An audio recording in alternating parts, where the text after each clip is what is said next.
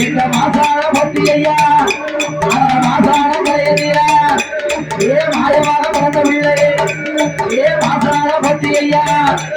ஏ மாறான மதவத்தி ஏ